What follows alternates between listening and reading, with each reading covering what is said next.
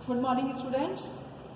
आज हम class 11th English medium का चैप्टर 3 के कुछ एनसीईआरटी क्वेश्चंस को सॉल्व कर रहे हैं। आई होप आपने अब तक सारे वीडियोस देख लिए होंगे और फर्स्ट और सेकंड चैप्टर की एक्सरसाइज कंप्लीट कर ली होंगी।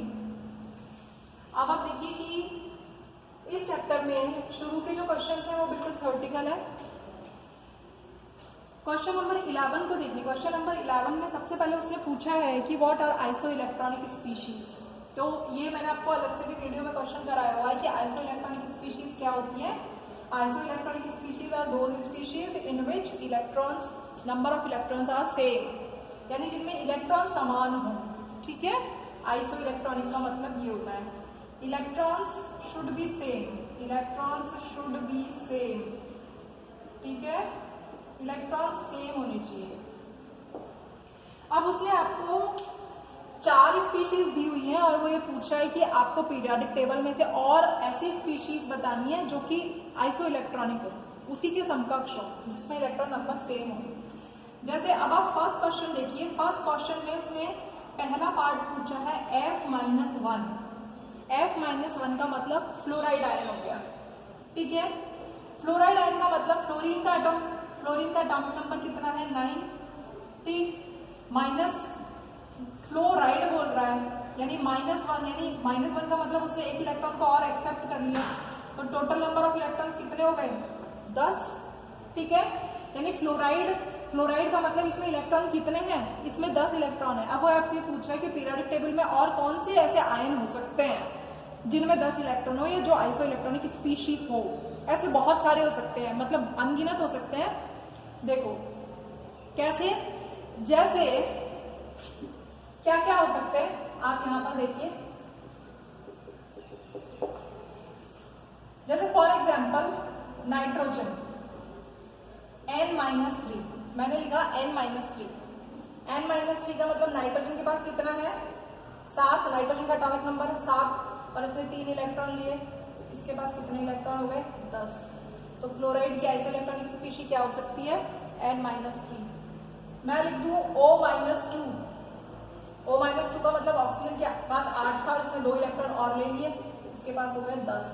आइसो इलेक्ट्रॉनिक का मतलब हमें वो स्पीशी का मतलब हमें वो प्रजातियां निकालनी है, वो आयंस निकालने हैं, whether they are positive, whether they are negative or the neutral atom which have same number of electrons, जिसमें इलेक्ट्रॉन की संख्या सेम हो। देखो नाइट्रोजन, ऑक्सीजन, ठीक है। फ्लोरीन लिखूं मैं, फ्लोरीन तो इसने दे ही रखा है। ठीक है, इसके बाद नियॉन, नियॉन में तो 10 ही होते हैं, नियॉन भी इलेक्ट्रॉनिक स्पीशीज हो गई 10 की। मैं लिख दूं सोडियम +1। सोडियम का कितना होता है 11, 11 में से 1 गया 10, +1 का मतलब loss of electron. Total number of electron कितने आ गए 10। मैं लिख दूं Mg+2।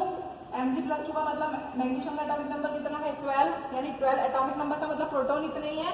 अब इसने और इलेक्ट्रॉन भी इतने ही है।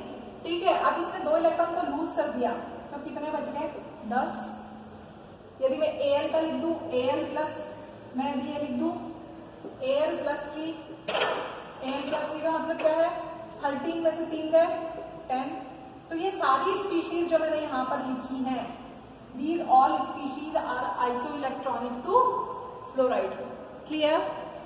अब सेकंड क्वेश्चन में पूछा है, मतलब फर्स्ट जो 11वां क्वेश्चन है उसी का सेकंड पार्ट है मैग्नीशियम+2 की भी बतानी है। मैग्नीशियम+2 का मतलब 12 इसमें इलेक्ट्रॉन है, इसमें से 2 इलेक्ट्रॉन चले गए, कितने बच गए 10।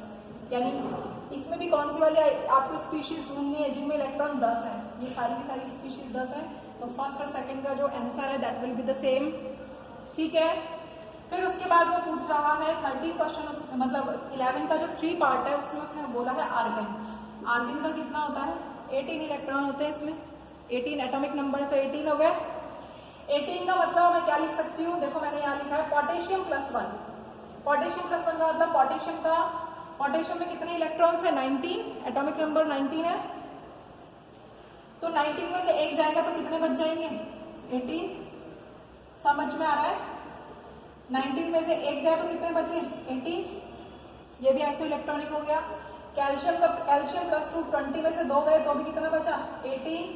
ये भी फास्फोरस कितना होता है, sodium magnesium aluminium silicon phosphorus 15 में 3 -3 है, इसका मतलब इलेक्ट्रॉन लिए। माइनस चार्ज कब आता है, जब एक्सेप्ट करते हैं। टोटल नंबर ऑफ इलेक्ट्रॉन्स कितने आ गए 18। सल्फर में देखो, सल्फर का कितना होता है, नाइट्रोजन फास्फोरस सल्फर 16 में 2 इलेक्ट्रॉन एक्सेप्ट किए 18। क्लोरीन का मतलब 17 में 1 इलेक्ट्रॉन किए 18। तो सारी स्पीशीज कैसी है ये जो आंसर लिखा है मैंने, potassium plus calcium plus 2p -3 s -2 Cl -1 all are isoelectronic species. तो आपको एटॉमिक नंबर यदि पता है तो आप उसके आयन को निकाल सकते हैं आसानी से। यदि माइनस करेंगे तो इलेक्ट्रॉन जुड़ता चला जाएगा, यदि प्लस करेंगे तो लॉस ऑफ इलेक्ट्रॉन होता चला जाएगा। ठीक है, उसके बाद नेक्स्ट क्वेश्चन है रुबिडियम, Rb पॉजिटिव। अब रुबिडियम के लिए वो पूछ रहा है, रुबिडियम जो होता है, देखिए रुबिडियम का कितना है, रुबिडियम का एटॉमिक नंबर है 37 प्लस ऊपर के ऊपर प्लस चार्ज लगा हुआ है, इसका मतलब इसने 1 इलेक्ट्रॉन का लॉस किया, तो कितने आ गए 36 इलेक्ट्रॉन आ गए 36। अब आपको ऐसी स्पीशी ढूंढनी है जिसमें इलेक्ट्रॉन कितने हो 36 हो। अब आप देखो ब्रोमाइड, क्लोरीन, आप पीरियोडिक टेबल में ऊपर चलेंगे, फ्लोराइड, क्लोरीन, ब्रोमीन, आयोडीन। तो क्लोरीन 17 है, 17 में अपने क्लोरीन, ब्रोमीन का कितना है एटॉमिक नंबर जरा बताइए, 35 है। देखिएगा 35 में आपने 1 इलेक्ट्रॉन और जोड़ा तो कितने हो गए 36। तो ब्रोमाइड -1 क्या हो सकती है, रुबिडियम +1 की आइसो इलेक्ट्रॉनिक स्पीशी हो सकती है। क्रिप्टॉन में तो ऑलरेडी 36 होते हैं, आपको पता है, हीलियम, नियॉन, आर्गन, क्रिप्टॉन में तो 36 होते हैं, तो ये न्यूट्रल स्पीशी है। अब आ जाइए स्ट्रोंशियम। ठीक है, स्ट्रोंशियम इस साइड में आता है, मैग्नीशियम, कैल्शियम, स्ट्रोंशियम। ठीक है, अब आप देखो स्ट्रोंशियम में कितना है, स्ट्रोंशियम में होता है, स्ट्रोंशियम का है आपके पास 38। ठीक है, 38 में से 2 इलेक्ट्रॉन गए, कितने बच गए 36। तो ये स्पीशी भी कैसी हो गई, आइसो इलेक्ट्रॉनिक स्पीशी हो गई। तो इस तरीके से आपको निकालना आना चाहिए, आइसो इलेक्ट्रॉनिक का पता होना चाहिए। सबसे पहले आपको इम्पोर्टेंट है कि वो जो भी आयन दे रहा है या स्पीशी दे रहा है, उसके पास से चालू करिए, उसके दोनों तरफ बढ़ते चले जाइए। +1 में लॉस होता चला जाएगा, -1 में इंक्रीज होता चला जाएगा, और आप ऐसे बना लेंगे। ठीक है, नेक्स्ट क्वेश्चन है क्वेश्चन नंबर 12। उसमें उसने आपको दिया है N-3, O-2, F-1 sodium plus magnesium +2 aluminium +3। ये क्वेश्चन उसने मतलब ये उसने स्पीशीज दिए हैं। अब वो पूछ रहा है कि इन सभी स्पीशी में व्हाट इज कॉमन, ऐसा क्या है जो कि सब में कॉमन है, व्हाट इज कॉमन। अब देखकर तो सारे के सारे आयन्स लग रहे हैं, लेकिन कॉमन क्या है, इसके लिए हम सबका प्रोटॉन नंबर निकालेंगे और सबका इलेक्ट्रॉन नंबर निकालेंगे। नाइट्रोजन का प्रोटॉन नंबर देखिए कितना है 7, 3 इलेक्ट्रॉन इसने गेन किए, माइनस का मतलब gain of electron, total number of electron हो गए 10। ऑक्सीजन का देखिए, ऑक्सीजन का इसमें प्रोटॉन है 8, इसने 2 इलेक्ट्रॉन एक्सेप्ट किए, इसके ऊपर हो गए 10 इलेक्ट्रॉन। फ्लोराइड का है 9 एटॉमिक नंबर मींस प्रोटॉन, और इलेक्ट्रॉन हो गए 10। सोडियम का कितना है 11। अब यहाँ पर प्लस आ गया चार्ज, प्लस का मतलब इसने लॉस ऑफ इलेक्ट्रॉन, तो इसके पास कितने हो गए 10। मैग्नीशियम +2 का कितना नंबर है 12, इसने 2 का लॉस किया तो इसके पास आ गए 10। एल्युमिनियम के पास 13 है, इसने 3 का लॉस किया तो इसके पास आ गए 10। ठीक है, तो हमें जो 6 स्पीशीज दी हैं क्वेश्चन नंबर 12 में, इन सभी में प्रोटॉन नंबर तो सबके अलग अलग है, लेकिन इलेक्ट्रॉन सबके सेम है। इसका मतलब यदि इलेक्ट्रॉन सेम है तो ये क्या हो गई, these are isoelectronic species. अभी आपको बताया आइसो इलेक्ट्रॉनिक स्पीशीज क्या होती है, जिनमें इलेक्ट्रॉन नंबर सेम होता है। तो आपको ऐसे देखना पड़ेगा प्रोटॉन और इलेक्ट्रॉन निकालकर। ठीक है, यहाँ तक हो गया। What is common? What is common means the electron number is common in all the species. So these species are isoelectronic species. ठीक है, अब उसमें सेकंड पार्ट क्या पूछ रहा है, असेंडिंग ऑर्डर ऑफ रेडियाई बताइए कि ये स्पीशीज में आपको इसको इस तरीके से अरेंज करना है, इन स्पीशीज को बढ़ते हुए क्रम में, मतलब रेडियस के बढ़ते हुए क्रम में, कि सबसे पहले वो आयन लिखेंगे जो सबसे छोटा है, फिर उससे बड़ा। असेंडिंग का मतलब तो ये होता है, डिसेंडिंग का मतलब ऊपर से नीचे जा रहा है, ठीक है, और असेंडिंग का मतलब नीचे से ऊपर जा रहा है, यानी कि कम से ज्यादा की ओर जा रहा है, असेंडिंग ऑर्डर का मतलब। ठीक है, तो आपको ये देखना है सबसे पहले आपको वो आयन लिखना है जो सबसे छोटा है। तो अब आप देखो ये जो स्पीशीज उसने आपको दी है, इनमें आप देखो कौन सा आयन सबसे ज्यादा अब आप यहाँ देखिए कैसे कैसे निकालोगे कि किसका साइज सबसे छोटा होगा। देखो मैंने आपको वैसे भी जब आपको वीडियो बनाया था तो उसमें मैंने आपको बताया था कि कैटायन के ऊपर जो कैटायन होते हैं वो अपने पेरेंट से हमेशा छोटे होते हैं और एनायन जो होते हैं वो हमेशा अपने पेरेंट से बड़े होते हैं, क्योंकि एनायन में क्या होता है, गेन ऑफ इलेक्ट्रॉन होता है और इलेक्ट्रॉन बढ़ता जाता है तो क्या होता है, साइज बढ़ता जाता है। और प्रोटॉन का मतलब और पॉजिटिव कैटायन का मतलब होता है कि लॉस ऑफ इलेक्ट्रॉन। ठीक है, लॉस ऑफ इलेक्ट्रॉन का मतलब आप यदि इलेक्ट्रॉन को खोते जा रहे हैं तो आप क्या होता जा रहा है, यदि आप इलेक्ट्रॉन को खोते जा रहे हैं तो क्या चीज बढ़ती जा रही है, इफेक्टिव न्यूक्लियर चार्ज बढ़ता जा रहा है। अब आप देखो यहाँ पर यदि आप देखोगे तो यहाँ पर तो देखो इसको आप ऐसे समझें, वैसे तो देखो ये मुंह जबानी भी हो जाएगा लेकिन आपको ये समझने की जरूरत है कि ये जो एल्युमिनियम है, एल्युमिनियम के पास 13, ये आपके पास एक, आप ऐसे मान के चलो ये आपके पास एक एलिमेंट है जिसके एटॉमिक स्ट्रक्चर फॉर्म किया, ये आपका न्यूक्लियस है जिसमें प्रोटॉन बैठे हैं और बाहर जो आपके शेल्स हैं और इन शेल्स में इलेक्ट्रॉन बैठे हुए हैं। ठीक है, डिफरेंट इलेक्ट्रॉन्स हैं। ठीक है, अब एल्युमिनियम जो है उसके प्रोटॉन तो 13 है, प्रोटॉन तो 13 है और इलेक्ट्रॉन्स कितने हैं, 10 हैं, इलेक्ट्रॉन 10 है। ठीक, समझ में आ रहा है क्या मतलब हुआ? इसको आप ऐसे समझिए कि ये आपके पास न्यूक्लियस है और ये आपके पास, आपको पता है पहले वाले में, पहला शेल में 2 आते हैं, दूसरे वाले में कितने आते हैं, 8, और फिर इसके आगे वाले में कितने आते हैं, 8। इस तरीके से आते हैं 2, 8, 8, 18। ठीक है, ठीक है, इलेक्ट्रॉन सबके पास 10 ही हैं, इलेक्ट्रॉन सबके पास 10 ही, इसका मतलब हमें 2 ही शेल बनाने की जरूरत है। आप इसको ऐसे समझ सकते हैं। ठीक है, तो अब आप यहाँ पर देखो, अब आप यहाँ पर देखो कि जो एल्युमिनियम है, एल्युमिनियम के पास प्रोटॉन कितने हैं, 30, और इलेक्ट्रॉन कितने हैं, 10। ठीक है, क्या चीज ज्यादा है, प्रोटॉन ज्यादा है, यानी न्यूक्लियर चार्ज ज्यादा है, इफेक्टिव न्यूक्लियर चार्ज ज्यादा है। कितना ज्यादा है, +3 का। भाई यदि 10 इलेक्ट्रॉन होते हैं, यदि यहाँ पर 10 प्रोटॉन होता है, 10 इलेक्ट्रॉन होता है, तो बराबर साइज बनी रहती, दोनों के बीच में अट्रैक्शन जो है वो बराबर रहता। लेकिन यहाँ पर आप देखो कि यहाँ पर 10 प्रोटॉन है, यहाँ पर 13, यहाँ पर 10 इलेक्ट्रॉन है और 13 प्रोटॉन है, यानी कि +3 इफेक्टिव न्यूक्लियर चार्ज का मतलब +3 ज्यादा है। तो कौन पावरफुल हो गया, न्यूक्लियस पावरफुल हो गया, इफेक्टिव न्यूक्लियर चार्ज ज्यादा हो गया। इफेक्टिव न्यूक्लियर चार्ज जितना ज्यादा होगा साइज उतना ही छोटा हो जाएगा। तो सबसे छोटा साइज किसका होगा, एल्युमिनियम +3 का होगा। उसके बाद यहाँ पर इफेक्टिव न्यूक्लियर चार्ज देखिए, यहाँ पर इफेक्टिव न्यूक्लियर चार्ज कितना है, प्लस। अब यहाँ पर कितना है, यहाँ पर कितने हैं, 12 हैं। 13 के कंपैरिजन में तो कम हो गया, 13 के कंपैरिजन में कम हो गया ना। ठीक है, तो अब साइज किसका आएगा, मैग्नीशियम +2 का आएगा। ठीक है, उसके बाद यहाँ पर इफेक्टिव न्यूक्लियर चार्ज कितना है, +1 ही ज्यादा है यहाँ पर, तो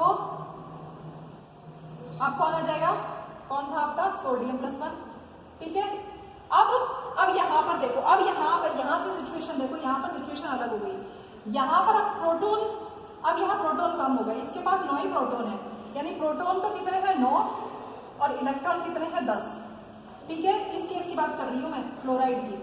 ठीक है, कि फ्लोराइड में यहाँ प्रोटॉन तो कम है, इलेक्ट्रॉन ज्यादा है, तो साइज बढ़ गया ना। इलेक्ट्रॉन ज्यादा है तो ऑलरेडी साइज ज्यादा है, इफेक्टिव न्यूक्लियर चार्ज तो कम हो गया। तो अब कौन आएगा, अब साइज आएगा फ्लोराइड।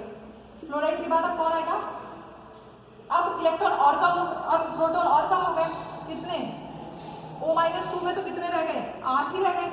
तो अब साइज और कैसा हो जाएगा, साइज मतलब यहाँ पर इलेक्ट्रॉन्स देखिए बढ़ रहे हैं, यहाँ तो इलेक्ट्रॉन बढ़ रहा है, यदि इलेक्ट्रॉन बढ़ रहा है तो साइज ऑब्वियस सी बात है बढ़ता चला जाएगा। तो इसके बाद क्या आ जाएगा, फ्लोराइड के बाद आ जाएगा O-2, और O-2 के बाद क्या आ जाएगा, N-3। यानी यहाँ पर 3 इलेक्ट्रॉन ज्यादा है, यहाँ पर 2 इलेक्ट्रॉन ज्यादा है, यहाँ पर 1 इलेक्ट्रॉन ज्यादा है।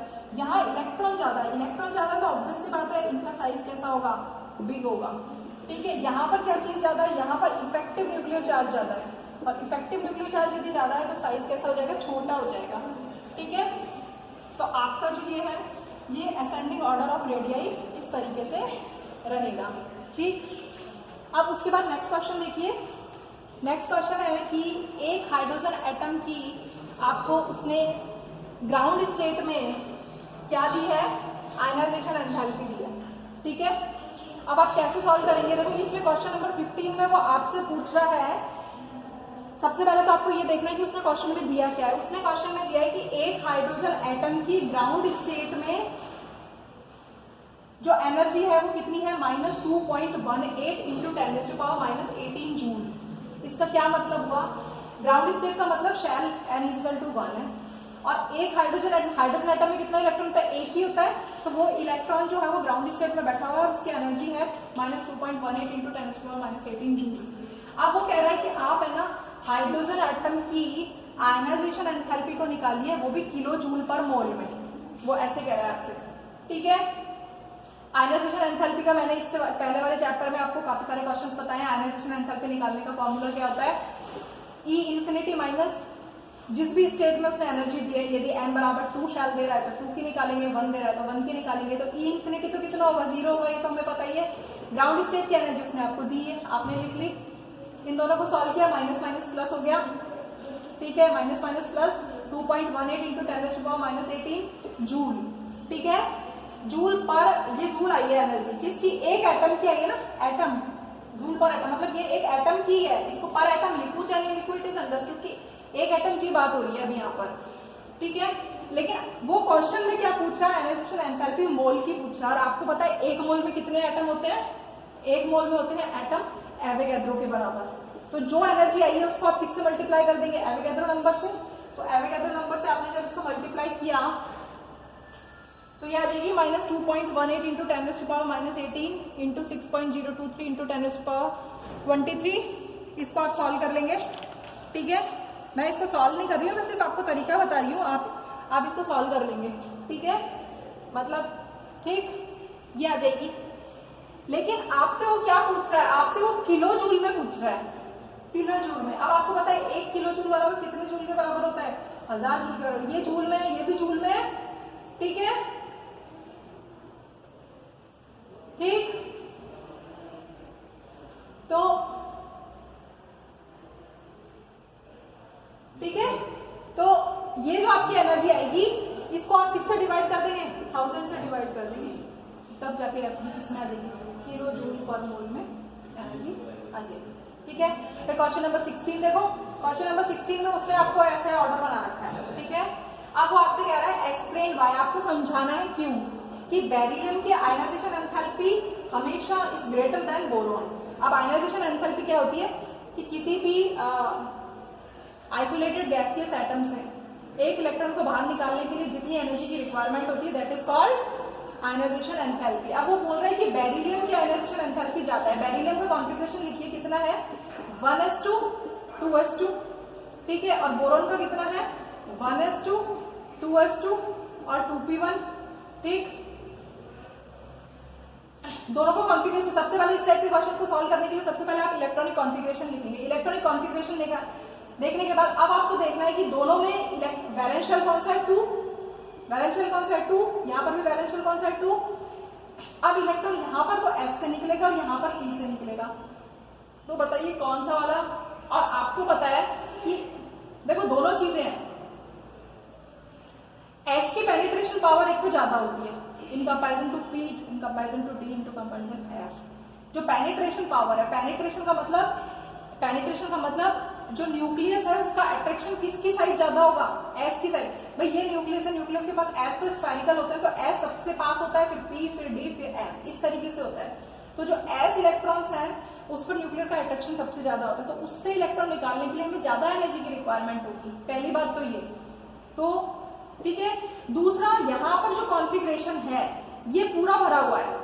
दो चीजें बतानी है आपको इसमें कि एक तो बेरिलियम की S की एक तो पेनिट्रेशन पावर ज्यादा है, दूसरा S का कॉन्फ़िगरेशन कैसा है, स्टेबल है, S2 कंप्लीटली फिल्ड है, स्टेबल कॉन्फ़िगरेशन है। तो स्टेबल कॉन्फ़िगरेशन होने के कारण यहाँ से इलेक्ट्रॉन आसानी से बाहर, मतलब यहाँ से आपको इलेक्ट्रॉन को निकालने के लिए ज्यादा एनर्जी की रिक्वायरमेंट होगी, जबकि यहाँ तो आसानी से चला जाएगा क्योंकि यहाँ से जाते ही ये क्या हो जाएगा, ये स्टेबल हो जाएगा। क्योंकि आपको पता है S में मैक्सिमम 2 इलेक्ट्रॉन, मैंने आपको half field completely filled orbital की स्टेबिलिटी का एक वीडियो बना के डाला था। यदि S2 भरा हुआ है वो ज्यादा स्टेबल होगा इन कंपैरिजन टू S1, ठीक है। तो यहाँ पर S से इलेक्ट्रॉन निकल रहा है, तो दोनों ही चीजें हैं कि एक तो S की दो चीजें हो गई फर्स्ट क्वेश्चन में कि यदि वो आपसे पूछता है कि बेरिलियम का आयनाइजेशन एंथैल्पी ज्यादा है इन कंपैरिजन टू बोरॉन, तो आप ये बताओगे क्योंकि एक तो S की पेनिट्रेशन पावर ज्यादा होती है, दूसरा S का इलेक्ट्रॉनिक कॉन्फ़िगरेशन स्टेबल है, तो इन दोनों कंडीशंस के कारण क्या हो रहा है, बेरिलियम का जो आयनाइजेशन एंथैल्पी है ज्यादा इन कंपैरिजन टू बोरोन। ठीक है, नेक्स्ट क्वेश्चन है कि ऑक्सीजन का जो आयनाइजेशन एंथैल्पी है वो नाइट्रोजन के, ऑक्सीजन का आयनाइजेशन एंथैल्पी कम है और नाइट्रोजन का ज्यादा है। इस क्वेश्चन को आप कैसे सॉल्व करोगे, देखो 1s2 2s2 2p3 और ऑक्सीजन का है 1s2 2s2 2p4। किसमें से इलेक्ट्रॉन निकालना ज्यादा मुश्किल होगा, इसमें से, क्योंकि ये कैसा है, हाफ फिल्ड ऑर्बिटल है और हाफ फिल्ड ऑर्बिटल कैसे होते हैं, स्टेबल होते हैं। तो स्टेबल में से एनर्जी निकालना, स्टेबल में से इलेक्ट्रॉन को बाहर निकालना ज्यादा मुश्किल होगा, इसलिए नाइट्रोजन की आयनाइजेशन एंथैल्पी ज्यादा है इन कंपैरिजन टू ऑक्सीजन। ठीक है, नेक्स्ट क्वेश्चन में देखो यहाँ पर वो कह रहा है ऑक्सीजन और फ्लोरीन, ऑक्सीजन का कॉन्फ़िगरेशन तो सेम ही है लेकिन फ्लोरीन का देखो 1s2 2s2 2p5। ठीक है, अब यहाँ पर देखो, यहाँ पर किसका आयनाइजेशन, यहाँ पर इलेक्ट्रॉन p से निकल, यहाँ पर भी 2p से निकल रहा है, यहाँ पर भी 2p से निकल रहा है, लेकिन आपको यहाँ पर देखना है कि यहाँ पर इफेक्टिव न्यूक्लियर चार्ज क्या है, ज्यादा, यहाँ पर जेड इफेक्टिव ज्यादा है, प्रोटॉन ज्यादा है, यहाँ पर एटॉमिक नंबर 9 है ना, एटॉमिक नंबर 9 है, इसका मतलब यहाँ पर इफेक्टिव न्यूक्लियर चार्ज भी ज्यादा है, यहाँ पर इफेक्टिव न्यूक्लियर चार्ज कम है। और आपको पता है कि इफेक्टिव न्यूक्लियर चार्ज ज्यादा होगा, इफेक्टिव न्यूक्लियर चार्ज का मतलब न्यूक्लियस का अट्रैक्शन बाहर वाले इलेक्ट्रॉन पर ज्यादा होगा।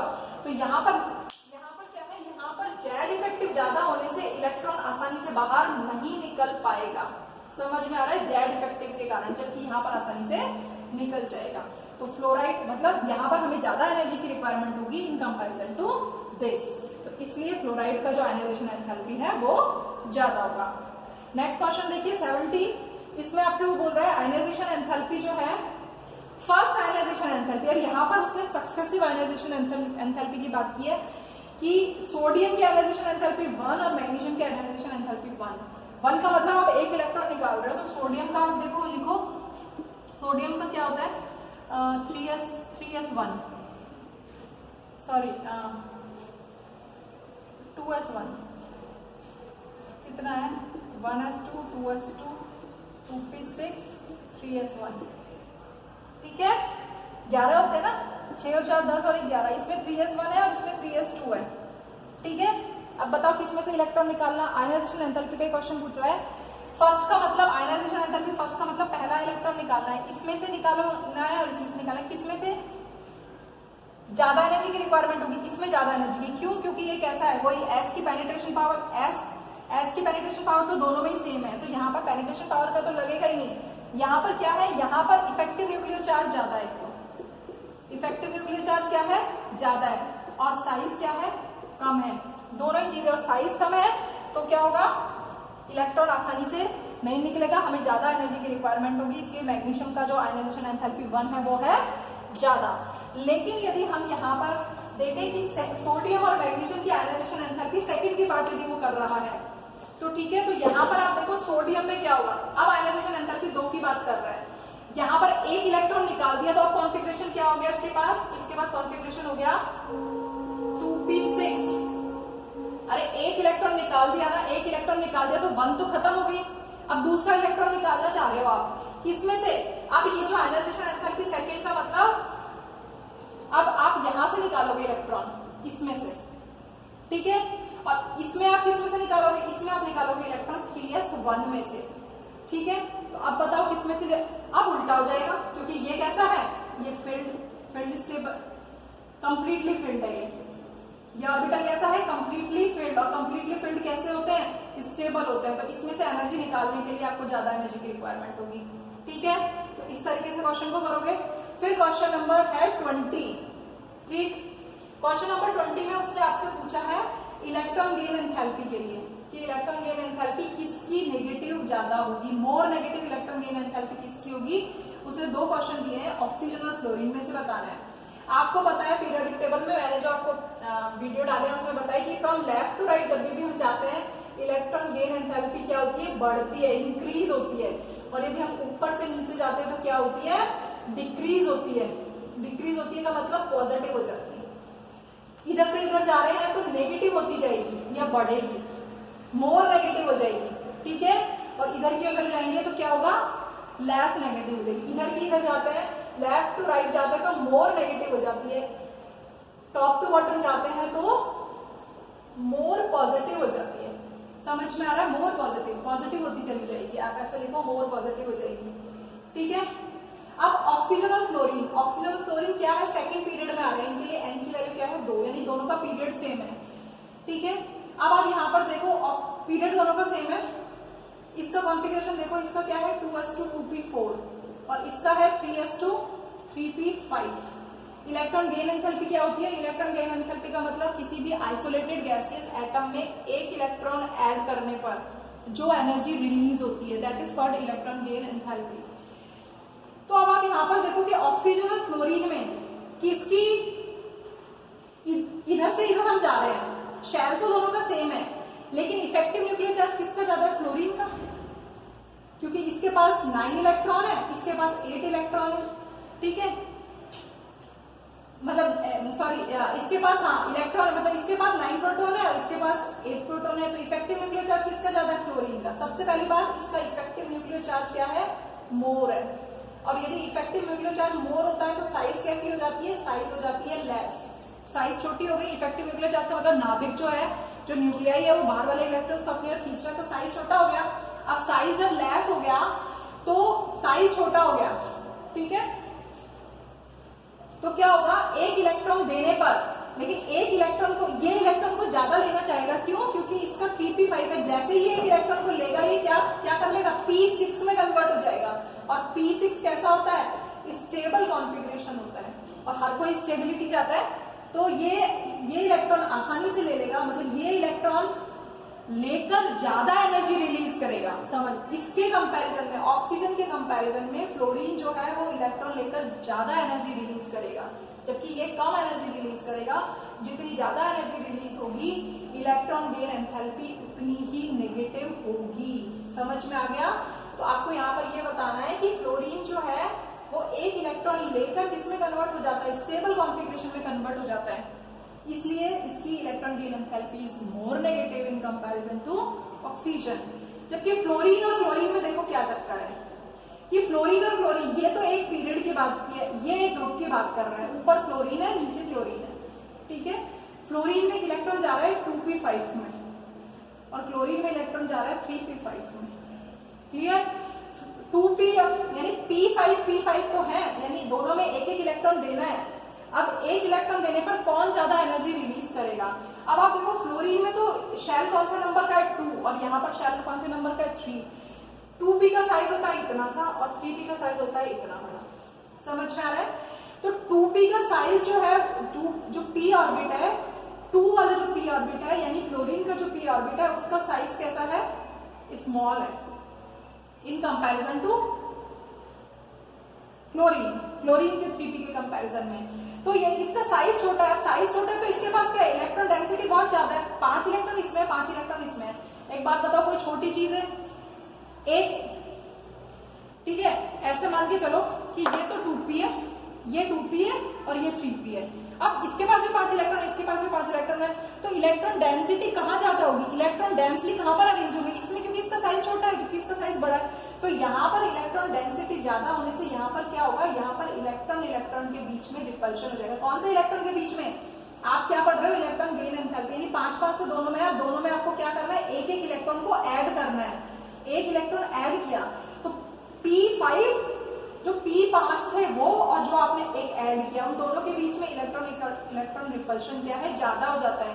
इसके कारण ये अनस्टेबल हो जाता है और ये आसानी से इलेक्ट्रॉन को लेना नहीं चाहता, जबकि क्लोरीन जो है वो आसानी से इलेक्ट्रॉन को ले लेता है और ज्यादा एनर्जी रिलीज करता है। तो इस केस में क्लोरीन की इलेक्ट्रॉन गेन एंथैल्पी ज्यादा होगी और इस केस में तो क्लोरीन की इलेक्ट्रॉन गेन एंथैल्पी जो है वो ज्यादा होती है। और यहाँ पर ठीक है, तो इस तरीके से आपको ये बताना है कि मोर नेगेटिव किसकी है और मोर पॉजिटिव। ऊपर वाले में more negative electron gain enthalpy किसकी थी, इसकी थी। ठीक है, इस तरीके से आप क्वेश्चंस को सॉल्व करेंगे। ठीक, थैंक यू।